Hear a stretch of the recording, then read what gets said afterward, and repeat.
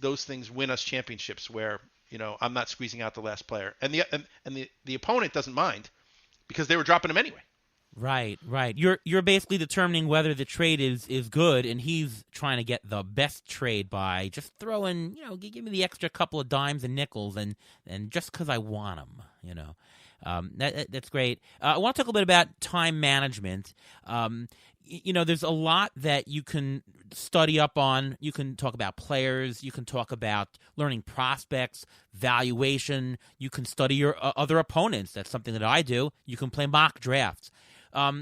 Preseason, what do you think is something that the common fantasy player who's listening to this show might benefit to do a little bit more of that they wouldn't think of, and maybe something that they might not need to do enough that they can maybe prioritize something else with their time? Well, first of all, I may play for, we've been lucky enough to win championships, but I play for fun, right? So when I find a storyline or something that's interesting or a player that I think might jump for a reason, those are I kind of want to have those players because it's fun, right? So I think for most people you shouldn't take the fun out of it. And then also, find a system that works for you. It doesn't have to be the smart system. It can be whatever system you want, but something that allows you to not have to analyze every single player. Because if you analyze in detail every single player, I think it clouds your head.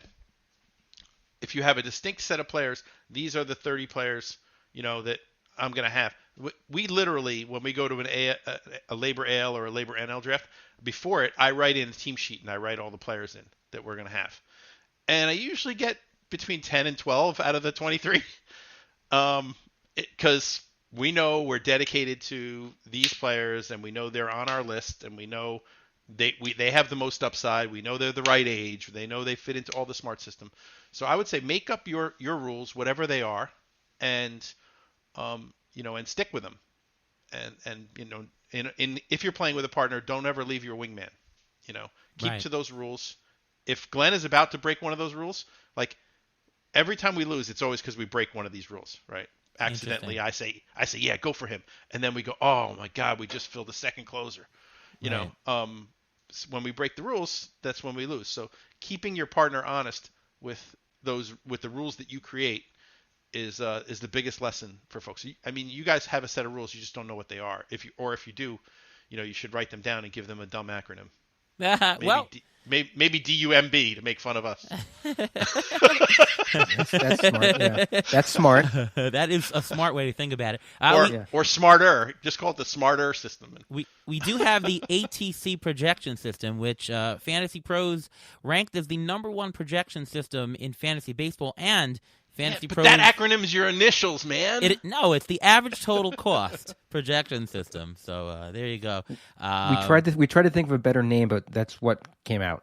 Yeah, We're not creative. That's all. Yeah, a lot of people in high school called me ATC, so I figured let's just continue that, and there we go. And hey, I'm lucky enough that a lot of people do use it, and you should, because it's a great base for anybody who's just starting. Why not start with the average of all projections? It's the smart average of all projections. There you go. I got smart right in there. Well played, Mauer. Well played. Thank you very much. So today is our Middle Infield podcast. And in our ATC player discussion, as I said earlier, we don't talk about every single middle infielder. We highlight a couple of middle infielders that ATC brings up currently as a potential bargain according to values versus what the market might perceive. We may agree with it. We may not agree with it, but we're here to talk a little bit about the players. First of all, before we talk about any players, Rick, I want to get your take on the player pool in general. There's two things I've noticed about middle infield. Number one is that it seems to be a little bit more expensive than what my values calculated with my auction prices tend to be. And two, I've also noticed that stolen bases are sometimes a good place to find stolen bases are the middle infield. You're really not going to get anything other than middle infield or outfield, so you need to count on some stolen base players there. Do you agree with those two assertions, I should say, of the player pool for the middle infield? Yeah, well, I mean, think about it, right? So generally, first baseman and third baseman and catchers don't run a lot. So you're going to have to get it from the middle infield or the outfield. So, if you and generally what we do is we have targets for how we're going to fill scarce positions. And now in this case, I don't think shortstop is scarce. I think shortstop is pretty deep. Um, yeah, very deep. Very, But actually. yeah, very deep. But second base maybe not as deep, but still I think pretty deep. So you don't need to get stolen bases from the middle infield if you get them someplace else. But if you don't, you better get the guys who hit for power. And one of the things in the smart system is get your stolen bases across the board. So better to get a guy who's 20 25 home runs and 15 steals than a guy who's 40 home runs and 0 steals. So try and get steals across the board, because especially for those last dollar players or $2 players, you can almost always find a guy who's going to hit 15 to 20 home runs or 15 to 25 home runs now, and for real cheap. So make sure you get your stolen bases across the board. But I don't think you need to get them here. I think 9 drafts out of 10, you're going to get them in the middle infield. But I don't think you need to. Okay, so you're not intentionally looking, and you won't be buying Adalberto Mondesi, apparently. Ruvain, your thoughts on the story here?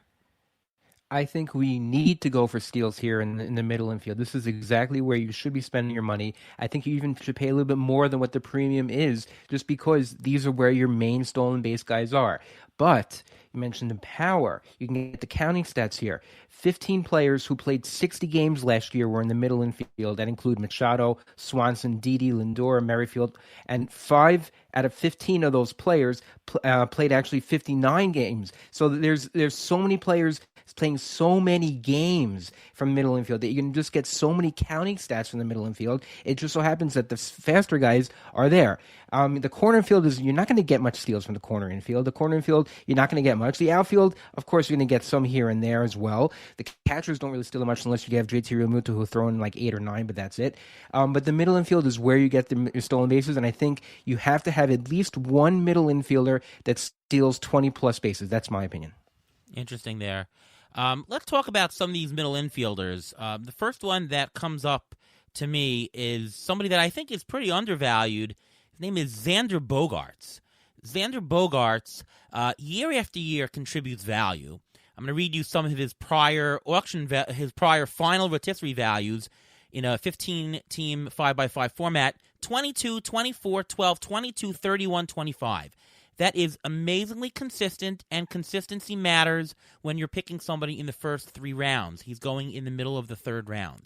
He's somebody that is a 5-category contributor from a Z-score perspective, so we're talking standard deviations above the average player pool. He's at least 2/3 of a standard deviation above. And other than stolen bases, he's pretty much almost a point, almost 1 standard deviation above. He's extremely well-rounded. That's something you want out of your first couple of rounds. His batting average is going to be fantastically high. He's got an 18% strikeout rate, which means that he's not going to drop. His lowest batting average in the last couple of years has been 273. He's a lifetime almost 290 hitter. The last couple of years, he's picked up the power. He's now hitting more homers per fly balls. This is somebody that I would take over the likes of Francisco Lindor. I'm very high on Xander Bogaerts this year, and so I agree with the ATC projections. Rick, your thoughts on Bogaerts? Yeah, and so, a couple interesting things there. The most important thing that Bogaerts gives you that a lot of middle infielders don't is he's going to give you the counting numbers. He could have 100. Probably have 95, 100. With the 100 RBIs, 30 home runs or so, 300 batting average. So he protects you all the way around the place, but he doesn't have the upside, and you're going to have to pay, a premium price for him. You're going to pay $30 for him. So the question is it better to get a guy who has bankable stats like that, or is it better to get guys who have upside, and then you pick up the upside for free? You buy them at the price that they're supposed to perform at, and you get the upside for free. So, Xander Bogaerts is somebody that I pretty much don't ever own because the upside isn't there and somebody pays full price for him. So I only own him if I can get a discount on him somehow. Wow, it's very interesting because my thought that in the 3rd round, I'm not looking for upside. I'm looking for a very high floor. I'm looking for somebody who has consistency. And when I want to have upside, we're talking in the mid to later rounds, in the early to mid, to even the mid rounds. I don't need to get upside. I just need to get enough of a base floor so that when I have somebody who I pick up late or in the middle, or somebody off of waiver wires who can put me over the top, that will get me there so long as I have enough of a stat base there. I can't see Xander Bogaerts dropping below, and I agree with your homers and with your runs and RBIs. He's averaged over the last 6 years 95 runs and 90 RBIs. So I'm not sure what kind of upside what kind of upside do you require from a third round player there that makes you pass on Bogaerts? I didn't say I was going to pass on him. Oh, okay, okay. I said, like, and by the way, in a draft, when it comes around and he's the best player available, then yes, I'm taking him. Sure, but okay. For the most part, in an auction, what happens is he's not the guy I'm targeting, and like I told you, I target players and then go buy them, or we target players and go buy them. Sorry, Glenn. So Bogaerts probably isn't a target because the guys I'm targeting are guys who have upside. They're generally guys who are between the ages of 23 and 26. And he's a bit older than that. 28. He'll be 28. So he's right on the cusp there. But you can guarantee those numbers. I mean, you can lock those in. And so there's something to be said for that too, right? The security of having an anchor tenant. It depends on who your other players are, right? So at that moment, but for me, I'm targeting upside with every time I pick, every time I spend money, I'm targeting upside. Does it work all the time? No. Sometimes I finish last, but I'd rather be last and first than third and third. We'll go to Ruven in a second, but just to point out another difference I have between you, because it's good to see different opinions. The fact that he is a stable player makes me want to pay $1 more for him.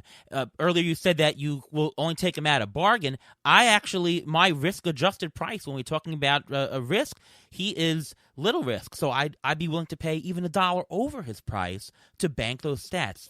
Very different viewpoints. Ruven, your thoughts on Bogaerts? I actually think that there's going to be a little bit recency bias, and people think that he didn't have that great of a year. If you look at his overall numbers, they weren't at the same level that he was at before. This first half of the season last year, which was the first 28 games, he had 6 home runs, 17 RBIs, 271 average, 2 stolen bases. The second half, he had 5 homers, 11 RBIs, 6 stolen bases, and a 327 average.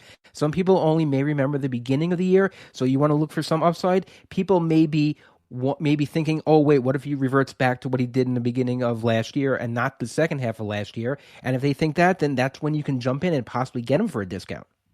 I was going to say, just don't get me wrong. I mean, there's only probably 3 better players in the middle infield, than him.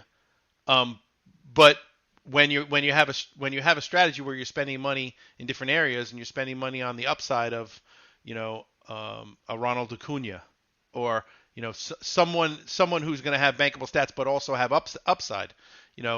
Even a Fernando Tatis Jr. or a Trevor Story or a Trey Turner. Those guys I think more valuable. Nobody else more valuable than that. And so if the spot comes and I'm looking for a middle infielder and those guys are all gone, then Bogaerts is rostered. Right. Seems like you'll more likely take him in a draft than an auction. I'm probably indifferent. 100%. Right. I'm indifferent right now to him. Obviously, if the spot comes up, then you're gonna grab him or not in the draft. Auction, I might be tilting a little bit more towards him because I just think that it sets a very good base and not a ridiculous price for a third round type player in an auction. Let's talk about Dansby Swanson. He's somebody who bursted on the scene, and he's been piling it up. His homers have been increasing every year. He had some incredible halves. Last year he had 10 home runs, 5 stolen bases, 274 average. His runs were on the pace of 132 runs as the Braves were starting to bat him first in an incredibly solid lineup with MVP Freddie Freeman. Is Swanson somebody that has upside for you that you'd be considering, Rick? 100%. Right age. The eye was better last year. He started to take more walks. He's a guy that we were targeting.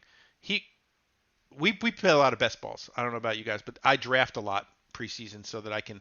I find that it gives me study time, when we're drafting, I have nothing else to do but look at information and stuff. So it sort of forces me to have study time. And Swanson was going undrafted in a lot